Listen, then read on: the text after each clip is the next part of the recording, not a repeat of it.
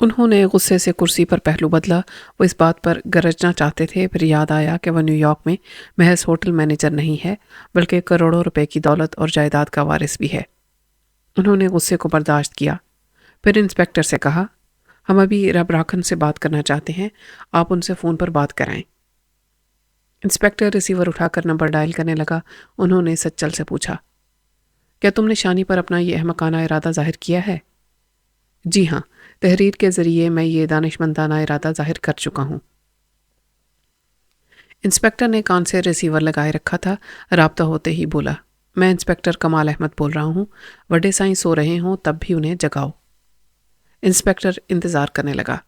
انہوں نے کاغذ پر لکھا، بیٹی یہ میں کیا سن رہا ہوں؟ کیا سچل نے تمہیں پرپوز کیا ہے؟ شانی نے اسے پڑھ کر لکھا، جی ہاں اس نے کیا ہے، میں نے کوئی فیصلہ کن جواب نہیں دیا ہے، ویسے میں اس سے بہت متاثر ہوں۔ انہوں نے نواسی کو جواب لکھا۔ اس وقت انسپیکٹر نے ریسیور ان کی طرف بڑھایا۔ انہوں نے اپنے کان سے لگا کر سنا، ادھر سے سائیں رب راکھن کہہ رہا تھا، ہیلو۔ انہوں نے کہا، ہیلو، ہم بول رہے ہیں۔ سائیں رب راکھن نے حیرت اور مسرت سے پوچھا، آپ پیر شاہ سلطانی صاحب ہیں؟ مجھے یقین نہیں آ رہا کہ میں گہری نیند سے اٹھ کر آپ کی آواز سن رہا ہوں۔ ہم سے حواس میں رہ کر گفتگو کرو۔ اس وقت ہم تھانے سے بول رہے ہیں جہاں تم اپنے بیٹے کو چھوڑ کر آئے ہو۔ ابھی یہ ہمارے سامنے کھڑا ہوا ہے اور بڑی بے باکی سے کہہ رہا ہے کہ یہ ہماری نواسی سے شادی کرے گا۔ کیا؟ وہ چیخ کر بولا، کیا میرے بیٹے نے آپ کی نواسی کو پسند کیا ہے؟ یہ تو میری زندگی کی سب سے بڑی خوشخبری ہے۔ میں آپ سے کاروباری نوعیت کے تعلقات قائم کرنے کی خواہش رکھتا ہوں، مگر میرا بیٹا مجھ سے کئی قدم آگے نکل گیا ہے۔ کیا آپ اسے پسند فرما رہے ہیں؟ ہاں، لیکن ہماری بیٹی کا داماد ہوٹل مینیجر نہیں ہوگا۔ یہی بات میں اس گدھے کو سمجھاتا رہا ہوں۔ آخر تنگ آ کر اسے 4-6 برسوں کی سزا دلانے اور مجرموں کے درمیان رہنے کے لیے جیل میں بھجوانے کا بندوبست کیا تھا کہ وہ وہاں سے جرائم کے نت نئے ہتھ کنڈے سیکھ کر آئے۔ 1 منٹ، ہم اس سے ایک سوال کرتے ہیں۔ یہ کہہ کر انہوں نے سچل سے پوچھا، تم ہماری نواسی سے شادی کے لیے کیسی کیسی قربانیاں دے سکتے ہو؟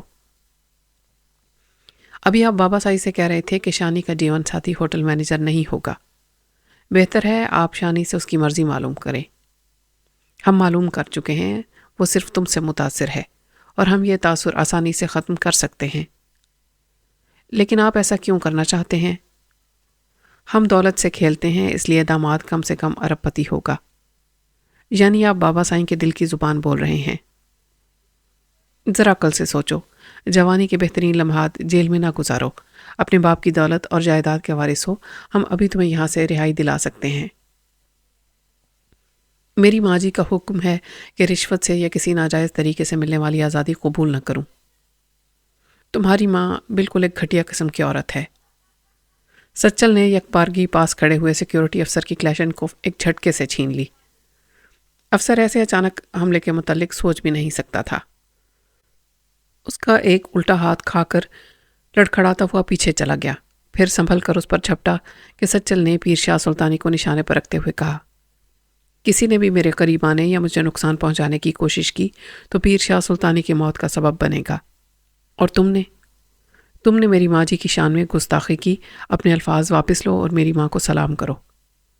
انسپیکٹر اور سپاہی بہت کچھ کر سکتے تھے، لیکن پیر شاہ صاحب کو زندہ سلامت رکھنے کے لیے انہیں اپنی اپنی جگہ بتوں کی طرح ساکت رکھنا پڑا۔ ان سب کے برعکس شانی تیزی سے آگے بڑھ کر اپنے نانا جان کے سامنے ڈھال بن گئی۔ اس نے اشاروں کی زبان میں سچل سے پوچھا کہ یہ کیا کر رہے ہو؟ سچل نے انسپیکٹر سے کہا، اسے لکھ کر دو کہ اس کے نانا نے میری ماں کی شان میں گستاخی کی ہے۔ یہ معافی مانگے اور میری ماں جی کو سلام کریں، ورنہ پہلے ڈھال بننے والی مرے گی، پھر اس کا نانا۔ اپنی ماں کو گھٹیا قسم کی پاگل عورت کہنے والے کی موت پر مجھے اطمینان ہوگا، لیکن محبوبہ کی موت کو میں کبھی بھولوں گا نہیں، اور اس کے بعد کبھی کسی سے شادی بھی نہیں کروں گا۔ انسپیکٹر نے اس کے کہنے پر وہی باتیں لکھ کر شانی کو دی۔ اس نے پڑھنے کے بعد نانا کی طرف گھوم کر وہ تحریر انہیں پڑھوائی، پھر اشاروں میں گستاخی کے لفظ پر انگلی رکھ کر پوچھا، آپ نے گستاخی کیوں کی؟ ریسیور کان سے لگا ہوا تھا۔ سائیں رب راکھن پوچھ رہا تھا کہ وہاں کیا ہو رہا ہے۔ مجھے دھیمی دھیمی آوازیں سنائی دے رہی ہیں۔ انہوں نے کہا، تم اپنے بیٹے کو جیل میں رکھ کر مجرم بنانا چاہتے تھے، تمہارے لیے خوشخبری ہے کہ اس نے کلاشنکوف پکڑ لی ہے۔ جرم کی نوعیت بھیانک ہوگی، یہ پہلا قتل کرے گا اور ہمیں قتل کرے گا۔ سائیں نے فون پر چیخ کر کہا، نہیں، آپ اسے ریسیور دیں، میں اس گدھے کو سمجھاؤں گا کہ آپ پر کوئی انگلی اٹھانے کی جرت نہیں کرتا، اور اس نے بندوق اٹھانے کی حماقت کی۔ تمہارے بیٹے کو فون دینا ضروری نہیں ہے۔ اس نے کبھی نہ کبھی اپنی زندگی میں کسی مافیا کے گاڈ فادر کا ذکر تو ضرور سنا ہوگا، مگر آج سامنا کر رہا ہے۔ اسے معلوم ہو جائے گا کہ ہم اپنے الفاظ کبھی واپس نہیں لیتے اور نہ ہی کسی عورت کو سلام کرتے ہیں، صرف اپنے جانثاروں کو حکم دیتے ہیں کہ اسے ایک فائر کی سلامی دو۔ سچل نے خطرہ محسوس کیا، چونکہ کبھی مجرمانہ زندگی نہیں گزاری تھی، اس لیے جان نہیں سکا کہ چند لمحات کے بعد کیا ہوگا۔ ان کا صرف ایک سیکیورٹی افسر نہیں تھا، دوسرے بھی مسلح گارڈز تھے جو کمرے سے باہر تھے۔ ایک گارڈ میز پر چڑھ کر روشن دان تک پہنچ گیا تھا، اس نے وہاں سے نشانہ لیا، پھر ایک فائر کی سلامی دی۔ اس کے ساتھ ہی سچل کی حلق سے کراہ نکلی، کلاشنکوف ہاتھ سے چھوٹ گئی اور وہ زخمی بازو کو تھام کر فرش پر گر گیا۔ سیکیورٹی افسر نے کلاشنکوف اٹھا کر اس کے دوسرے بازو کو بھی زخمی کرنا چاہا، مگر اس سے پہلے ہی شانی روتی ہوئی چیختی ہوئی دوڑ کر آئی، پھر سچل کے اوپر اوندے منہ گر گئی۔ پہلے نانا کو بچا رہی تھی، اب سچل کے لیے ڈھال بن گئی تھی۔ انہوں نے قریب آ کر نواسی کا ایک ہاتھ پکڑ کر اسے سچل کے پاس سے ہٹنے کا اشارہ کیا۔ اس نے انکار میں سر ہلایا، پھر ہاتھ چھڑا کر دوبارہ ڈھال بن گئی۔ انہوں نے لکھا، شانی ہمیں موت کی دھمکی دینے والا زندہ نہیں رہتا، لیکن ہم سائیں ربراکھن سے دوستانہ تعلقات رکھنا چاہتے ہیں، اس لیے سچل کی جان نہیں لی جائے گی۔ اس نے دونوں ہاتھوں سے کلاشنکوف اٹھائی تھی، لہٰذا اس کا دوسرا بازو بھی زخمی کیا جائے گا۔ اس کے ایک بازو میں پہلے ہی گولی پیوست تھی، وہ اپنی تکلیف کو بڑی قوت ارادی سے برداشت کر رہا تھا۔ اس کے باوجود بے ہوشی طاری ہو رہی تھی۔ اس نے بڑے کرب سے شانی کو دیکھا، پھر اس کا سر ایک طرف کو ڈھلک گیا، آنکھیں بند ہو گئیں۔ شانی نے چیخ مار کر اس کے سینے سے کان لگا کر دل کی دھڑکنیں سننا چاہیں۔ وہ زندہ تھا، مگر دل بڑی سستی اور نقاہت سے دھڑک رہا تھا۔ وہ ایک جھٹکے سے کھڑے ہو کر اشاروں کی زبان میں بولی، کوئی گولی نہ چلائے۔ پھر اس نے چھت کے پنکھے کی طرف اشارہ کرنے کے بعد دونوں ہاتھوں سے اپنے گلے کو دبایا، یہ سمجھایا کہ سچل کو مزید گولی ماری جائے گی تو وہ بھی گلے میں پھندا ڈال کر چھت کے پنکھے سے لٹک جائے گی۔ پیر شاہ سلطانی نے ہاتھ اٹھا کر کہا، کوئی گولی نہ چلائے، یہ بڑی ضدی ہے، ہم اسے زندہ رکھنے کے لیے 24 گھنٹے اس کا پہرا نہیں دے پائیں گے، یہ کسی بھی وقت جان پر کھیل جائے گی۔ شانی نے کاغذ پر لکھا، اسے فوراً ہسپتال پہنچاؤ اور اس کے بازو سے گولی نکالو، ابھی فوراً آپریشن ہونا چاہیے۔ یہ لکھ کر وہ ٹیلی فون کے پاس آئی، پھر نمبر ڈائل کرنے لگی۔ انسپکٹر نے کہا، جناب علی، آپ کی نواسی گونگی بہری ہے، فون پر کیسے بولے گی؟ دوسری طرف سے اپنے پاپا صداقت سے رابطہ ہو گیا۔ وہ فون پر گونگی آوازیں سن کر سمجھ رہا تھا کہ بیٹی کسی بھی طریقے سے اپنی بات کہے گی۔ گونگی نے سچل کو فوراً ہسپتال پہنچانے کے بارے میں جو کچھ لکھا تھا اس کاغذ کو انسپکٹر کے ہاتھ میں دیا اور دوسرے ہاتھ میں فون کا ریسیور تھما دیا۔ اس نے پوچھا، ہیلو، کیا یہ ہسپتال ہے؟ صداقت نے کہا، میں انٹیلیجنس کا ڈائریکٹر جنرل صداقت علی بول رہا ہوں، تم کون ہو؟ جلدی بتاؤ، ہری اپ۔ انسپکٹر نے ایڑیاں بجاتے ہوئے سلیوٹ کیا، پھر کہا، سر میں انسپکٹر نثار احمد نثار بول رہا ہوں، آپ کی صاحبزادی خیریت سے ہیں؟ یہاں ایک جوان قیدی کے بازو میں گولی ماری گئی ہے، ایسا نہ کیا جاتا تو یہ جوان آپ کے سسر صاحب کو گولی مار دیتا۔ اب آپ کی صاحبزادی ضد کر رہی ہیں کہ زخمی جوان کو فوراً ہسپتال پہنچا کر اس کے بازو سے گولی نکالی جائے۔ یہ نادان ہیں، اپنے نانا کے دشمن کو بچانا چاہتی ہیں۔ جو کچھ میری بیٹی نے لکھ کر دیا ہے اس پر فوراً عمل کرو، 15 منٹ کے اندر قریبی ہسپتال میں پہنچا کر فوراً آپریشن کے انتظامات کراؤ۔ وہاں میرا ایک ماتحت پہنچ رہا ہے، وہ تمہاری کارکردگی دیکھے گا، اگر اس نے کوئی کوتاہی دیکھی تو تمہاری وردی اتروا دوں گا، جلدی کرو، اور فون پیر شاہ سلطانی صاحب کو دو۔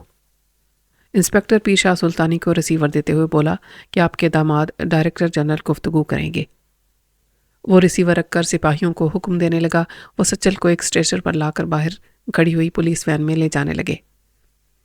ادھر پیر شاہ سلطانی نے کان سے ریسیور لگا کر انتظار کیا، جب آواز نہیں آئی تو انہوں نے کہا، ہیلو، ہم بول رہے ہیں۔ صداقت نے کہا، میں نے یہی فقرہ سننے کے لیے خاموشی اختیار کی تھی۔ آپ ایسے روپ اور دبدبے سے کہتے ہیں کہ سننے والوں پر دہشت طاری ہو جاتی ہے۔ بکو مت، کام کی بات کرو۔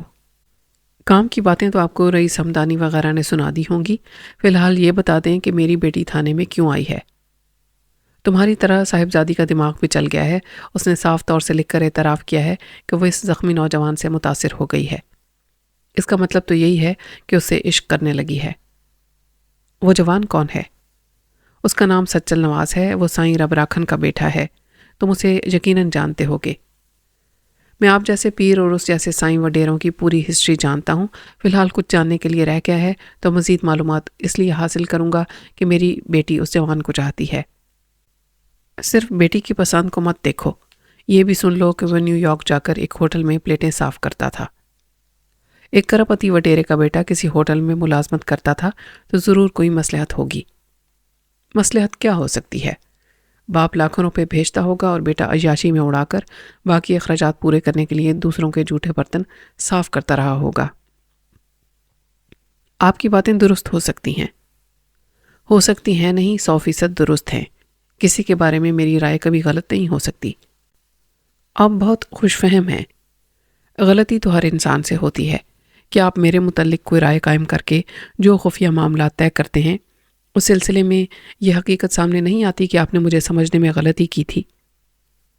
تم نے قرض نہ دہندگان کی جعلی فائلوں کے ذریعے دھوکہ دیا۔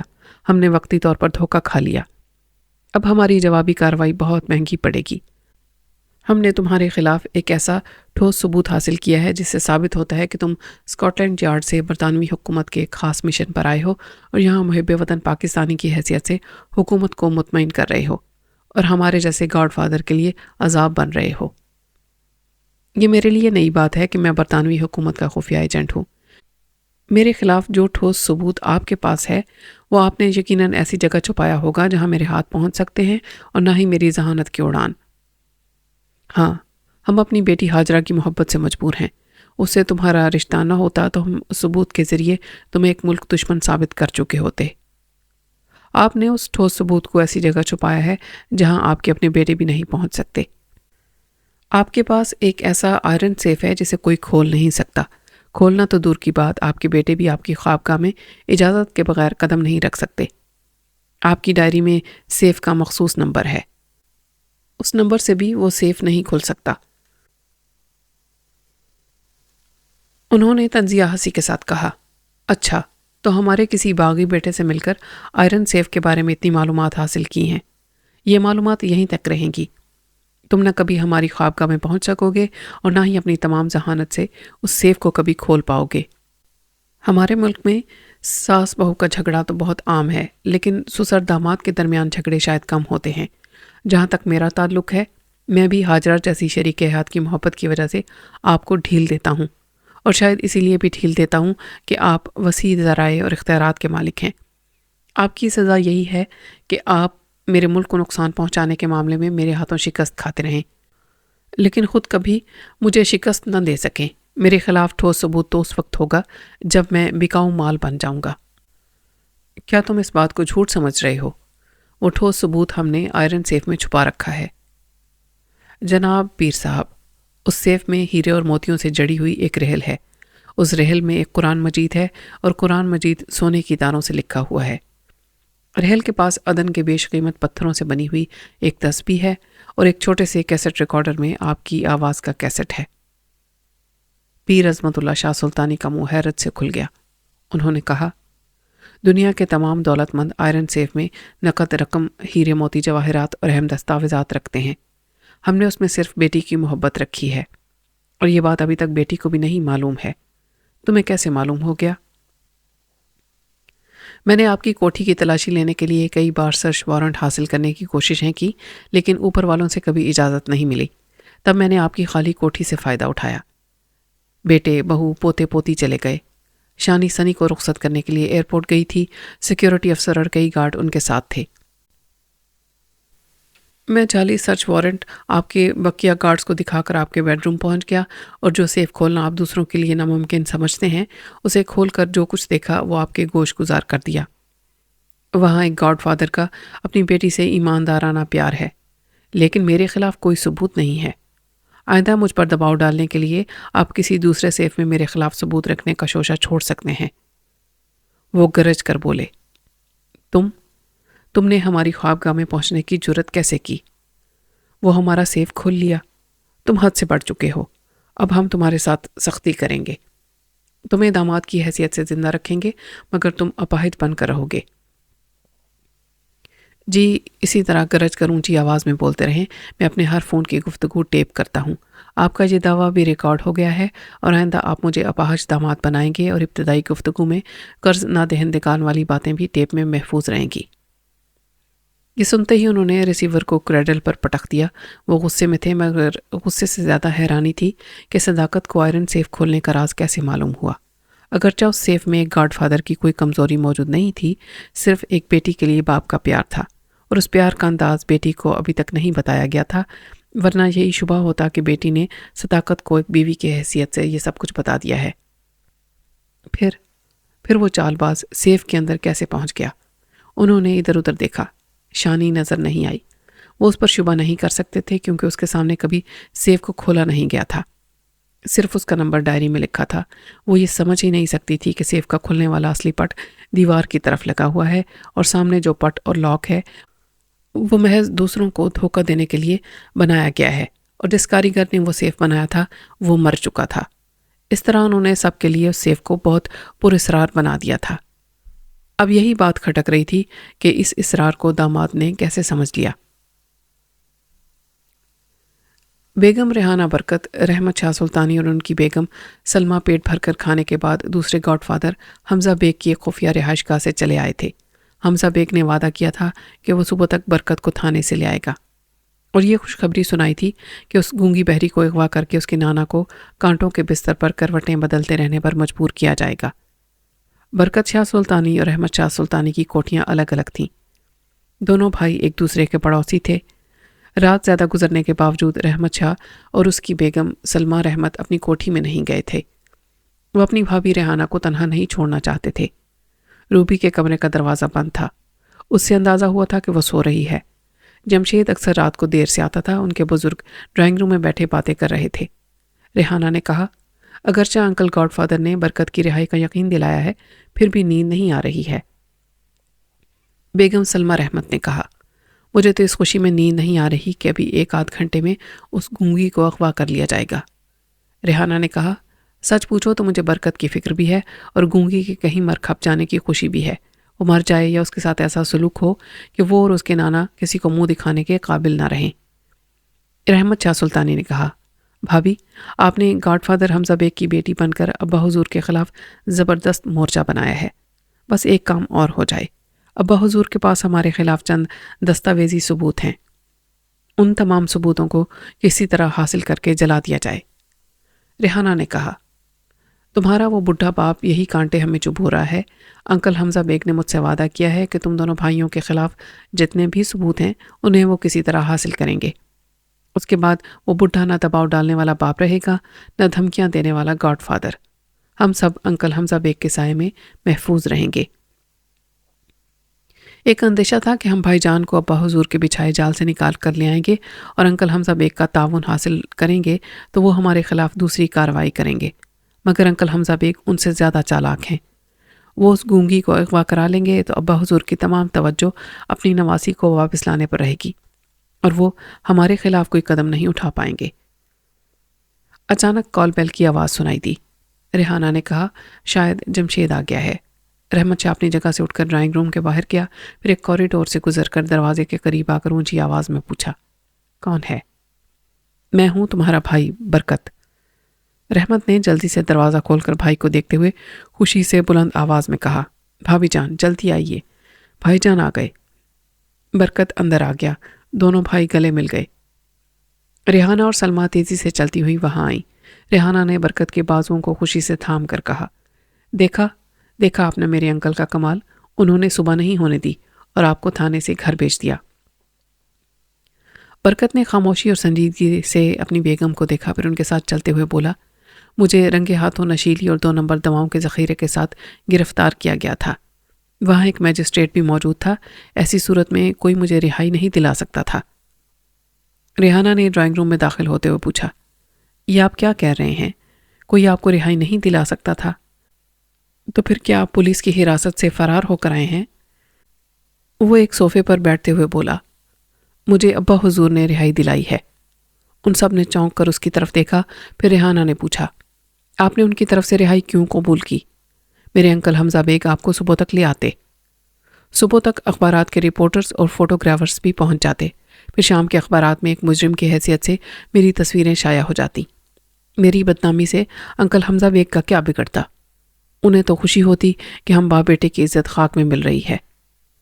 کیا بات ہے, جس باپ کا گھر چھوڑ دیا اس کے حق میں بول رہے ہیں. تم سب خود ہی غور کرو اور سمجھو کہ ابا حضور ایسے نادان ہیں کہ اپنے نام پر اور اپنے خاندان کے نام پر کیچڑ اچھالنے کے لیے میجسٹریٹ کے ساتھ پولیس ٹیم کو میری فیکٹری میں مال پکڑنے کے لیے بھیجیں گے. ریحانہ نے کہا, انہیں اپنی عزت کا خیال ہوگا. کئی دنوں سے بیٹی لاپتہ ہے مگر وہ زیادہ پریشان نہیں ہیں. آپ کے لیے بھی پریشان نہ ہوتے. جب آپ کہتے ہیں کہ کوئی رہائی نہیں دلا سکتا تو پھر انہوں نے کیسے دلا دی؟ ابا حضور کے ذرائع اور ہتک کنڈوں کو سمجھنا مشکل کام ہے. ایک میجسٹریٹ کی موجودگی میں مال برآمد ہوا اور آپ کو گرفتار کر لیا گیا. میجسٹریٹ نے آپ کے خلاف سخت رپورٹ لکھی ہوگی. انکل حمزہ بیگ نے کہا تھا کہ آپ کے بچاؤ کا ایک ہی راستہ ہے اور وہ یہ کہ یہ ثابت کر دیا جائے کہ وہ فیکٹری میرے نام تھی اور آپ وہاں کے منتظم تھے. پھر میں نے 6 ماہ پہلے اسے فروخت کر دیا تھا. جس شخص نے اسے خریدا تھا وہی نشیلی اور 2 نمبر کی دوائیں اس فیکٹری میں تیار کرتا تھا, لیکن چھاپا پڑنے سے پہلے ہی وہ فرار ہو گیا. میجسٹریٹ اور پولیس اس سے لا علم تھی. انہوں نے میری فیکٹری کا منتظم سمجھ کر آپ کو گرفتار کر لیا تھا. ہاں, اس طرح مصیبت اور بدنامی سے ہم بچ جاتے. یہ اچھی تدبیر تھی. چلو اچھا ہے, فیکٹری کسی کے نام لکھنے کی ضرورت نہیں پڑی اور میں نے وہاں سے رہائی بھی پا لی. یہی تو میں کہہ رہی ہوں, آپ نے باپ کا احسان کیوں لیا؟ میں تو اس فیکٹری کو فروخت کرنے کے کاغذات لکھ کر انکل حمزہ بیگ کو دے چکی ہوں. انکل حمزہ بیگ صبح تک ان کاغذات کو دکھا کر ثابت کر دیں گے کہ آپ کو غلط فہمی میں گرفتار کیا گیا تھا. برکت شاہ نے کہا, یہ تم نے کیا حماقت کی؟ میری فیکٹری فروخت کر دی. جہاں سے لاکھوں روپے کی آمدنی ہوا کرتی تھی اس جگہ کو دوسرے کے نام کر دیا. اب یہ ہر ماہ لاکھوں روپے کہاں سے آئیں گے؟ آپ فکر مت کریں, انہوں نے مجھے بیٹی بنایا ہے. وہ کاغذات واپس کر دیں گے. فیکٹری پھر سے ہماری ہو جائے گی. دیکھو, یہ لاکھوں روپے کی آمدنی کا معاملہ ہے. تم ابھی ان سے فون پر بات کرو. میری رہائی کی خوشخبری سنا دو اور کہہ دو کہ صبح اپنی فیکٹری کے کاغذات لینے کے لیے آ رہی ہوں. اس نے فون کے ذریعے رابطہ کیا. دوسری طرف سے آواز آئی, ہیلو, فرمائیے. میں بیگم ریحانہ برکت بول رہی ہوں. انکل حمزہ بیگ سے بات کرنا چاہتی ہوں. بیگم صاحبہ, وہ موجود نہیں ہیں. آپ نے مجھے پہچانا نہیں؟ میں وہی خاکسار احمد علی ہوں جس کو آپ نے کوئی رقم لیے بغیر فیکٹری فروخت کی ہے. اب میں آپ کے شوہر کو بے قصور اور نہایت شریف انسان ثابت کرنے کے لیے خود مجرم بن کر اپنے گاڈ فادر کی خفیہ رہائش گاہ میں روپوش ہو گیا ہوں. وہ بولی, یہ اچھا ہوا کہ تم سے بات ہو گئی. اب تمہیں روپوش رہنا نہیں پڑے گا. برکت کے والد صاحب نے یہ کیس ختم کرا دیا ہے. برکت رہا ہو کر آ گئے ہیں. انکل آئیں تو کہتے نا میں صبح فیکٹری کے کاغذات واپس لینے کے لیے آؤں گی. بیگم صاحبہ, گاڈ فادر وہ کاغذات سٹی کورٹ کے ایک جج کے پاس لے گئے ہیں. ان کاغذات سے جیسے ہی یہ ثابت ہوگا کہ آپ فیکٹری کے مالک اور برکت شاہ صاحب منتظم نہیں تھے تو صبح جج صاحب کی طرف سے غلط فہمی کی نشاندہی کر دی جائے گی. ان کاغذات سے اصلی مجرم بھی مجھے ہی ثابت کیا جائے گا اور برکت صاحب کو باعزت بری کیا جائے گا. برکت, رحمت اور سلمہ فون کے اسپیکر سے باتیں سن رہے تھے. برکت نے بیوی کے ہاتھ سے ریسیور لے کر کہا, میں برکت شاہ سلطانی بول رہا ہوں. رہائی پا کر گھر آ گیا ہوں. تم گاڈ فادر سے فوراً رابطہ کر کے فیکٹری کے کاغذات واپس منگوا لو. یہ تو میرے حق میں بہتر ہوگا. نہ میں مجرم کہلاؤں گا نہ مجھے روپوش رہنا پڑے گا. لیکن گاڈ فادر یہ کہہ گئے تھے کہ فیکٹری کے کاغذات کی ایک نقل اس میجسٹریٹ کو بھی دیں گے جس نے آپ کو گرفتار کیا تھا. میجسٹریٹ ان کاغذات کو دیکھنے کے بعد آپ کے ابا حضور سے لی ہوئی رشوت واپس کر دے گا. اپنی رپورٹ بدل کر لکھے گا کہ آپ غلط فہمی میں گرفتار کیے گئے تھے. تم یہ بتاؤ کہ فوری طور پر کیا کیا جا سکتا ہے؟ جناب, اصل کاغذات جج صاحب کے گھر پہنچ چکے ہوں گے اور ان کی ایک نقل پولیس موبائل میں جانے والے میجسٹریٹ کو مل چکی ہوگی. اب گھڑی دیکھیں, رات کے 2 بج چکے ہیں. اتنی رات کو صرف ہمارے گاڈ فادر ہی کسی جج کے گھر جا کر اسے جگا سکتے ہیں اور آپ کے حق میں کارروائی کر سکتے ہیں, بلکہ کارروائی ہو چکی ہوگی. اب اس سلسلے میں گاڈ فادر سے صبح ہی کسی وقت بات ہو پائے گی. برکت نے ریسیور کریڈل پر پٹک دیا. بیگم, تم نے مجھے ندامت اور بدنامی سے بچانے کے لیے بڑی عجلت میں فیکٹری دوسرے کے نام کر دی. کل صبح احمد علی اس فیکٹری کا اصل مالک ثابت ہو جائے گا تو پھر اس فیکٹری میں ہم قدم نہیں رکھ سکیں گے. उसने कुछ सोचा, फिर रिसीवर उठाकर नंबर डायल किए। राब्ता कायम होने पर आवाज़ आई, हेलो, हम बोल रहे हैं। अब्बा हुजूर, मैं बरकत शाह सुल्तानी बोल रहा हूँ। हमें अब्बा हुजूर ना कहो, सिर्फ काम की बात करो। जी, वो एक गड़बड़ हो गई है। रेहाना ने मुझे कानून के शिकंजे से निकालने के लिए 6 माह पहले की तारीख में वो फैक्ट्री दूसरे के नाम लिख दी है। इस तरह वो दूसरा शख्स फैक्ट्री का मालिक और मुजरिम बनकर रुपोश हो गया है। गॉडफादर हमजा बेग ने वो कागजात एक जज को पहुंचा दिए हैं। उनकी नकल उस मैजिस्ट्रेट को भी दी है जिसने पुलिस मोबाइल के साथ आकर मुझे गिरफ्तार किया था। दूसरी तरफ से बाप ने कहा, वाह, क्या तेज़ी दिखाई है, वो भी हमारे दुश्मन के मशवरे पर। अब ये बताओ कि अपने दुश्मन को हम ज़्यादा जानते हैं या तुम्हारी चहीती शरीक हयात? जी, आप हम सबसे ज़्यादा तजुर्बाकार हैं। लेकिन तुम्हारी बीवी ने दुश्मन की चाल में आकर तुम्हें शरीफ और बाइज़्ज़त शहरी तो बना दिया है, लेकिन महाना लाखों रुपए की आमदनी को खाक में मिला दिया है। देखिए, सुबह 9 बजे से पहले कोर्ट की तरफ से कार्रवाई नहीं होगी। अभी 6.5 घंटे हैं, आप बहुत कुछ कर सकते हैं। जब 2 पहाड़ टकराते हैं तो तुम्हारे जैसे जर्रे उनके दरमियान पिस जाते हैं। तुम कहते हो अभी 6.5 घंटे हैं, हम कहते हैं 6.5 मिनट भी नहीं रहे। जिस गॉडफादर ने आधी रात के बाद एक जज जैसी शख्सियत को नींद से जगाया हो, फिर तुम्हें गिरफ्तार करने वाले मैजिस्ट्रेट को हमवार किया हो और थाने में कानूनी कार्रवाई का सिक्का जमाया हो, उसके लिए घड़ी की कोई अहमियत नहीं रहती।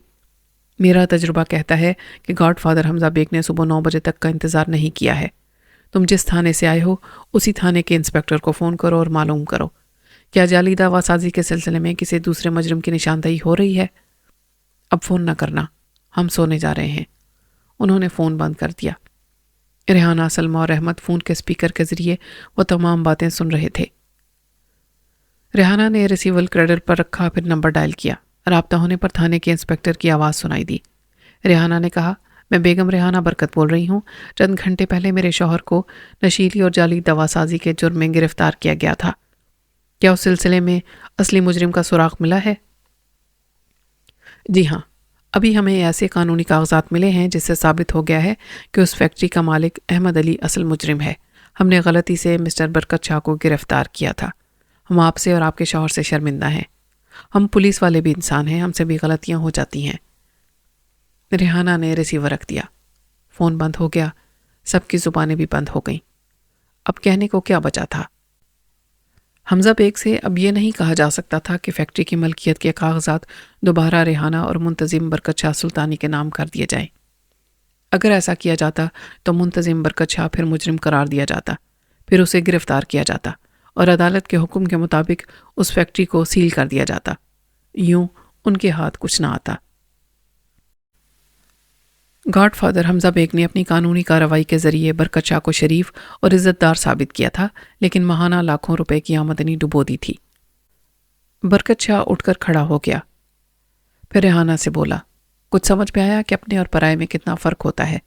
तुमने जिस गॉडफादर की बेटी बनकर उसे अपना बनाया, उसने हमारे साथ आधी नेकी की है, हमारी शराफत और इज़्ज़त को बरकरार रखा है, मगर हमसे हमारी आमदनी छीन ली है।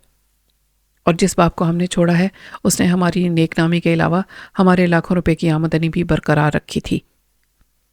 आप गुस्सा न दिखाएं, ये ना भूलें कि उसी बाप ने पुलिस को फैक्ट्री में भेजा था और गिरफ्तार कराया था। रेहाना, अकल के नाखुन लो। मुझे इस तरह जलील करके मेरा बाप क्या इज़्ज़त वाला रह सकता था? रिश्तेदारों में झगड़े होते हैं, लेकिन इज़्ज़त वाले आपस के झगड़ों को 4 दीवारी तक रखते हैं, उन्हें बाहर वालों के सामने तमाशा नहीं बनाते। बाप ने हवालात से रिहाई क्या दिलाई, आप तो उनकी हिमायत में बोलने लगे। ये नहीं सोचते कि आपके 2 नंबर के धंधे का इल्म उन्हें था। उन्होंने मुखबरी की, आपको गिरफ्तार कराया, फिर इससे पहले कि सुबह हो और बदनामी फैले उन्होंने ये केस ही ख़त्म करा दिया और तासुर ये दे रहे हैं कि मुखबरी किसी दुश्मन ने की थी और उन्होंने थाने पहुंचकर एक बाप का फ़र्ज़ अदा किया। मुखबरी किसने की इसका पता आज नहीं तो कल चल ही जाएगा, लेकिन आज इतना मालूम हुआ है कि तुम्हारे अंकल हमजा बेग ने तुम्हारे सर पर शफकत की चादर रखकर पैरों के नीचे से ज़मीन खिसका दी है। वो फैक्ट्री हमें हर माह 7 लाख से 10 लाख का मुनाफा देती थी। मैं आपसे बहस नहीं करना चाहती, मुझसे इतने बड़े नुकसान का सदमा बर्दाश्त नहीं हो रहा। अब हम अपना स्टेटस कैसे बरकरार रखेंगे? आपका कोई दूसरा कारोबार नहीं है? हम तो पैसे पैसे को मोहताज हो जाएंगे। रहमत शाह ने कहा, بھابھی جان ایسی باتیں مت کریں، ابھی میرا کاروبار سلامت ہے، اسے بھی اپنا ہی سمجھیں۔ بھائی جان میرے کاروبار میں اس وقت تک برابر کے شریک رہیں گے جب تک اپنا کوئی کاروبار اچھی طرح جم کر شروع نہیں کریں گے۔ برکت شاہ نے چھوٹے بھائی کے شانے پر ہاتھ رکھا۔ محبت کرنے والے بھائی تمہارے جیسے ہوتے ہیں اور برے وقت میں کام آتے ہیں، لیکن جو حملہ مجھ پر ہوا ہے وہ تم پر بھی ہو سکتا ہے۔ تم بھی تو اپنے کاروبار کی آڑ میں 2 نمبر کا دھندا کرتے ہو۔ ہمیں جلد سے جلد معلوم کرنا ہوگا کہ یہ دشمنی کون کر رہا ہے۔ دشمنی میں 2 طرح کی باتیں ہوتی ہیں۔ دشمنی یا تو انتقاماً ہوتی ہے یا پھر دوسرے کا منافع خود حاصل کرنے کے لیے ہوتی ہے۔ برکت شاہ نے کہا، اب یہ دونوں باتیں گاڈ فادر حمزہ بیگ کے خلاف جاتی ہیں، لیکن تمہاری بھابھی جان اس گاڈ فادر کی بیٹی بن کر یہ نہیں سوچنا چاہیں گی۔ بہت بڑا نقصان کرنے کے بعد عقل آتی ہے، مگر تب تک نقصان پورا کرنے کا وقت گزر چکا ہوتا ہے۔ اس وقت کال بیل کی آواز سنائی دی۔ برکت نے دروازے کے پاس جا کر پوچھا، کون ہے؟ بیٹے کی آواز سنائی دی۔ ڈیڈ، میں ہوں جمشید۔ اس نے دروازہ کھول کر پوچھا، یہ تمہارے گھر آنے کا وقت ہے؟ جمشید نے اندر آ کر دروازے کو بند کیا، پھر باپ کے ساتھ کوریڈور سے گزرتے ہوئے بولا، کیا بتاؤں ڈیڈ، پہلے کسی پولیس والے کی ہمت نہیں ہوتی تھی کہ ہماری گاڑی کے کاغذات چیک کرے۔ ایک ٹریفک سارجنٹ نے میری کار روک لی تھی۔ وہ دونوں باتیں کرتے ہوئے ڈرائنگ روم میں آئے۔ برکت نے پوچھا، پھر کیا ہوا؟ کیا تمہارے پاس گاڑی کے کاغذات نہیں تھے؟ آپ جانتے ہیں کہ ہمارے پاس چوری کی گاڑیاں آتی ہیں، ان کے ہم جعلی کاغذات تیار کراتے ہیں۔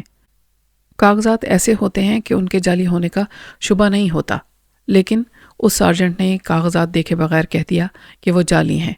وہ مجھے ٹریفک پولیس کے ہیڈ کوارٹر لے گیا تھا۔ بیگم ریحانہ نے پریشان ہو کر بیٹے سے پوچھا، یہ کیا معاملہ ہے؟ پھر کیا کوئی نئی مصیبت آ گئی ہے؟ وہ ماں سے بولا، آپ تو جانتی ہیں کہ ہونڈا ایکارڈ کتنی مہنگی ہے، مگر وہ چوری کا مال تھا۔ دلال نے اس کے نئے کاغذات بنا کر صرف 6 لاکھ روپے میں وہ نئی گاڑی مجھے دی تھی۔ ہاں تو پھر کیا ہوا؟ ہونا کیا تھا، وہاں افسران کے سامنے ایک شخص بیٹھا تھا، اس کے پاس گاڑی کے اصلی کاغذات تھے، یعنی کار چوروں نے اس سے گاڑی چھین کر دلال کو دی تھی اور دلال نے اسے ہمارے سر تھوپ دیا تھا۔ رحمت شاہ نے کہا، ہمارے ہاں 3 گاڑیاں چور بازار کی ہیں اور ابا حضور کی 3 کوٹھیوں میں ایسی 10 گاڑیاں ہیں، مگر آج تک کسی نے ان گاڑیوں کی طرف انگلی اٹھانے کی جرت نہیں کی۔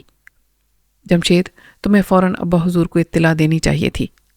وہ بولا، جس دادا کو ہم نے چھوڑ دیا ہے اب اس کے محتاج نہیں رہیں گے۔ میں نے انکل گاڈ فادر سے رابطہ کیا تھا، انہیں اپنے حالات بتائے تھے، انہوں نے مجھے تسلیاں دیں، پھر فوراً ہی اپنا ایک خاص آدمی اس ٹریفک پولیس کے افسران کے پاس بھیجا۔ اس نے آ کر ان افسران کو اور کار کے مالک کو الگ الگ لے جا کر کچھ باتیں کی، پھر 15 منٹ کے اندر اندر تمام معاملات طے کر لیے۔ کیسے معاملات؟ انکل گاڈ فادر کے خاص آدمی نے میرے پاس آ کر کہا، آپ میری باتوں کا برا نہ مانیں، آپ جعلی کاغذات کے ساتھ ایک کار چور کی حیثیت سے پکڑے گئے ہیں۔ اصلی مالک اور اصلی کاغذات یہاں موجود ہیں۔ ان حالات میں آپ کی رہائی ممکن نہیں ہے، لیکن آپ کے انکل حمزہ بیگ کا حکم ہے کہ آپ پر ذرا سا بھی الزام نہیں آنے دیا جائے اور آپ کے والدین کی عزت پر حرف نہ آئے، لہٰذا آپ اس کار کی ملکیت سے انکار کر دیں۔ میں نے ان افسران اور کار کے مالک سے معاملات طے کر لیے ہیں، اب یہ آپ پر کوئی الزام نہیں دھریں گے۔ آپ سب کے سامنے یہ لکھ دیں کہ اس نمبر کی ہونڈا ایکارڈ نہ آپ کی ملکیت ہے اور نہ کسی حوالے سے آپ کا اس سے کوئی تعلق ہے۔ ایک دلال اسے آپ کے پاس فروخت کرنے کے لیے لایا تھا، آپ نے قانون کا احترام کرتے ہوئے اسے پولیس کی تحویل میں پہنچا دیا ہے۔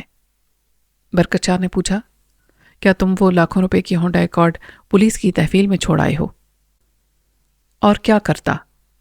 کار چوری کرنے اور جعلی کاغذات بنانے کے الزام میں جیل چلا جاتا۔ ریحانہ نے بیٹے کی حمایت میں کہا، ہم اپنی شان و شوکت کا مظاہرہ کرنے اور عام لوگوں سے برتر اور افسر رہنے کے لیے مہنگی سے مہنگی کاروں میں بیٹھتے ہیں۔ اگر میرا بیٹا چوری کے الزام میں جیل چلا جاتا تو ہم کسی کو منہ دکھانے کے قابل نہ رہتے۔ مگر تم یہ کیسے بھول سکتی ہو کہ تمہیں بیٹی کہنے والے گاڈ فادر نے آج ایک رات میں یہ دوسرا نقصان پہنچایا ہے۔ تم نے بیٹے کے لیے 20 لاکھ روپے کی کار 6 لاکھ میں خریدی، مگر حمزہ بیگ اسے مفت میں لے گیا۔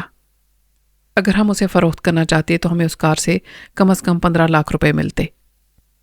ڈیڈ، آپ رقم کا حساب کر رہے ہیں کہ آپ کو میرے بچنے کی خوشی نہیں ہوئی؟ یہ بات تم اپنی ماں سے پوچھو کہ اسے میرے بچنے کی کتنی خوشی ہوئی ہے۔ بیٹے، میں بھی تمہاری طرح حوالات سے نکل کر آیا ہوں۔ جمشید نے چونک کر سوالیہ نظروں سے دیکھا۔ اس کے چچا رحمت شاہ نے اسے بتایا کہ کس طرح لاکھوں روپے اگلنے والی فیکٹری اب دوسرے کے نام ہو گئی ہے۔ یوں کنگال ہونے کا دوسرا صحرا بھی انکل گاڈ فادر کے سر پر ہے۔ جمشید نے تمام واقعات سننے کے بعد کہا، ممی یہ آپ نے کیا کیا؟ اس فیکٹری سے ہونے والی لاکھوں روپے کی آمدنی کے بل پر ہم نے دادا جان کو چھوڑ دیا۔ آپ نے یہ بھی نہیں سوچا کہ آپ کا بیٹا آئندہ شہزادوں کی طرح کی زندگی کیسے گزارے گا۔ میں نے تمہارے باپ کو حوالات سے رہائی دلانے، سزا سے بچانے اور اپنی عزت برقرار رکھنے کے لیے ایسا کیا تھا۔ برکت شاہ نے کہا، جبکہ ایسا کرنے کی ضرورت نہیں تھی۔ ضرورت دوست اور دشمن کو سمجھنے کی تھی۔ جسے ہم دشمن سمجھ کر چھوڑ آئے تھے، تمہارے اسی دادا جان نے کوئی نقصان پہنچائے بغیر مجھے باعزت طور پر رہائی دلائی۔ اگر تم بھی اس کار کے سلسلے میں دادا جان کو آواز دیتے تو وہ قیمتی کار اب بھی تمہاری ہوتی۔ ریحانہ پاؤں پٹک کر ایک طرف جاتے ہوئے بولی، میں آپ باپ بیٹے کی دشمن ہوں۔ اگر میں انکل گاڈ فادر کو ایک باپ کی طرح بزرگ نہ مانتی تو یہ برا وقت ہم پر نہ آتا۔ میں نے صرف سونا اگلنے والی فیکٹری نہیں گنوائی بلکہ اپنے بیٹے کے مستقبل کو بھی تاریک بنایا ہے۔ اب میری سزا یہ ہونی چاہیے کہ آپ باپ بیٹا مل کر مجھے گولی مار دیں، یعنی مرنے کے بعد بھی نقصان پہنچانا چاہتی ہو۔ ہم باپ بیٹے گولی مار کر پھانسی کے تختے پر پہنچ جائیں۔ برکت شاہ مزید کچھ کہنا چاہتا تھا کہ فون کی گھنٹی بج اٹھی۔ ریحانہ نے جا کر ریسیور اٹھایا، پھر کہا، ہیلو، کون؟ دوسری طرف سے روبی کی آواز سنائی دی، ممی میں ہوں۔ ماں نے چونک کر اوپری منزل کی طرف دیکھا، پھر پوچھا، تم اپنے بیڈ روم سے فون کیوں کر رہی ہو؟ یہاں نیچے آ جاؤ۔ روبی کھلکھلا کر ہنسنے لگی۔ ماں نے فون کے اسپیکر کو آن کر دیا تاکہ سبھی اس کی آواز سن سکے۔ پھر اس نے پوچھا، تم اس طرح ہنس کیوں رہی ہو؟ اس لیے کہ میں گھر پر موجود نہیں ہوں، میں اس شہر میں بھی نہیں ہوں، میں لاہور سے بول رہی ہوں۔ لاہور؟ سبھی چونک گئے اور ٹیلی فون کے قریب آ گئے۔ ریحانہ نے ناگواری سے پوچھا، یہ کیا مذاق ہے؟ تم جانتی ہو ہم یہاں کتنے معاملات میں الجھے ہوئے ہیں، ہماری پریشانی میں اضافہ مت کرو۔ آپ پریشان نہ ہوں، میں کامران کے ساتھ لاہور کی ایک خوبصورت کوٹھی میں ہوں۔ میں نے پہلے آپ سب سے کامران کا ذکر نہیں کیا تھا کیونکہ آپ بزرگوں نے ہمارے بچپن میں ہی یہ فیصلہ کر دیا تھا کہ میری شادی سنی جیسے مسخرے سے کی جائے گی۔ میں نے سوچا گھر میں رہ کر آپ بزرگوں سے اپنے دل کی بات کروں گی تو میرے ڈیڈ اور سنی کے ڈیڈ کے درمیان تلخیاں پیدا ہو جائیں گی۔ وہ دونوں بھائی ایک دوسرے سے بہت محبت کرتے ہیں۔ آپ بھی سنی کو داماد بنانے پر تلی ہوئی تھیں، اس لیے میں نے اپنا راستہ الگ کر لیا۔ ریحانہ نے سختی سے اپنے ہونٹ بھینچ لیے۔ دوسرے بھی سوچ میں پڑ گئے تھے کہ جوان لڑکی ان سب کی دسترس سے بہت دور ہو گئی ہے۔